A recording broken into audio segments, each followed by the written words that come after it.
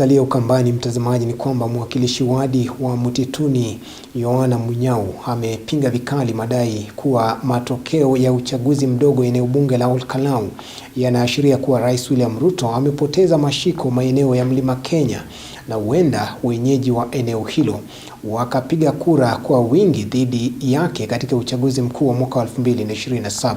Munyao amesisitiza kuwa matokeo ya uchaguzi huo mdogo hayana uhusiano wowote na yatakayoshuhudiwa katika uchaguzi mkuu, akiwataka viongozi wa upinzani kutoibua vikwazo iwapo matokeo ya uchaguzi huo yatakuwa kinyume na matarajio yao.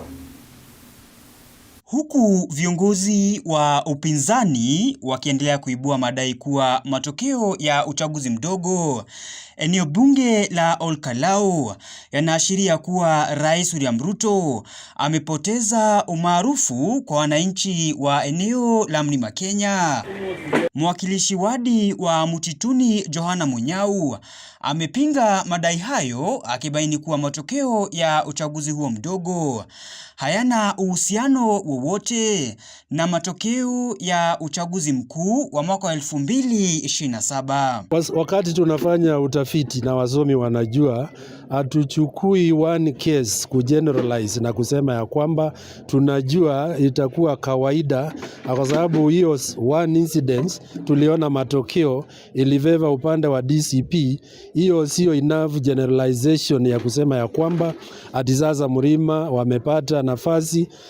Tunajua kuna other cases ambazo wameshindwa. Amewapongeza viongozi serikalini kwa kukubali matokeo ya uchaguzi huo, akiwataka viongozi wa upinzani kuiga mfano huo kwa kutoibua maswali iwapo matokeo ya uchaguzi mkuu yatakwenda kinyume na matarajio yao. Vile mwenye alikuwa amesimama na upande wa serikali alikubali matokeo, vile ifikapo 2027 ni vizuri watu nao waweze kukubali matokeo.